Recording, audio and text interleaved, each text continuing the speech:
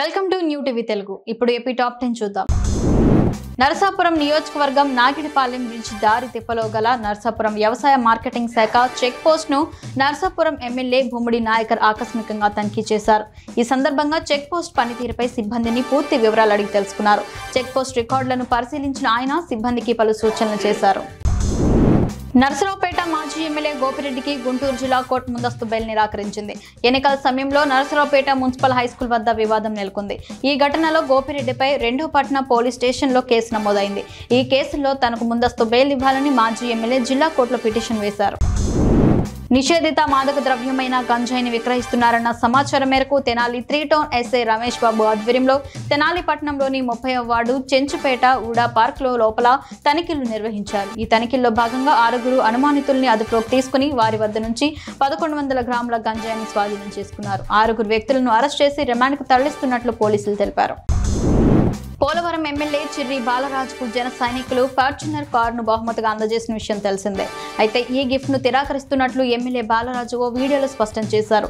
ఆయన మాట్లాడుతూ, మీరిచ్చిన గెలుపే పెద్ద బహుమతి. జనసేనాని పవన్, నేను మొదటి నుంచి విలువలతో కూడిన రాజకీయాలు చేస్తున్నాం.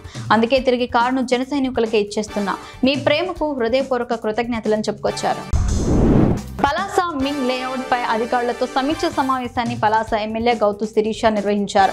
ఈ లేఅవుట్ కోసం ఎంత మేరకు భూమిని సేకరించారని, దాని ప్రస్తుత వివరాలు తెలియాల్సిందిగా అధికారులను ఆమె కోరారు.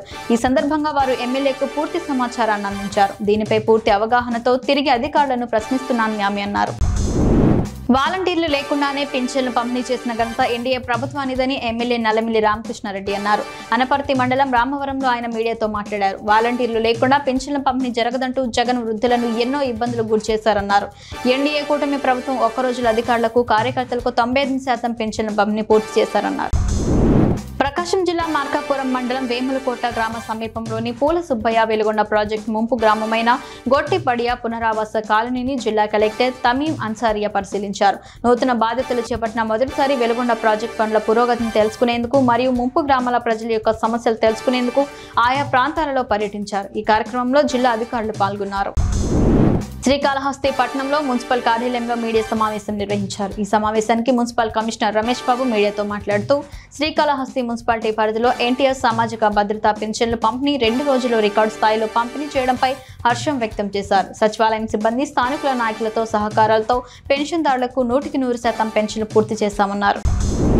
వంగర ఎంపీడీఓ కార్యాలయంలో మొదటిసారి ప్రజా దర్బార్ కార్యక్రమం రాజం ఎమ్మెల్యే కోండ్రు మురళీమోహన్ ఆధ్వర్యంలో నిర్వహించారు.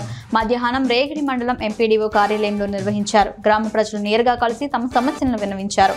ఈ కార్యక్రమానికి పెద్ద ఎత్తున ప్రజలు తరలివచ్చారు. ముఖ్యమంత్రి ప్రజా సంక్షేమమే లక్ష్యంగా పనిచేస్తూ చేపట్టిన ఆర్థిక, విద్యుత్ సంస్కరణలు ప్రజలకు మేలు చేస్తామన్నారు.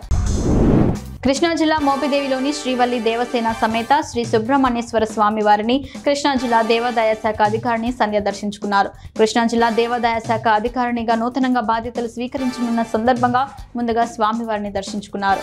నాగపుట్టలో పాలు పోసి పూజలు చేశారు. ఈ సందర్భంగా స్వామివారి చిత్రపటం, ప్రసాదాన్ని ఆలయ అధికారులు అందజేశారు.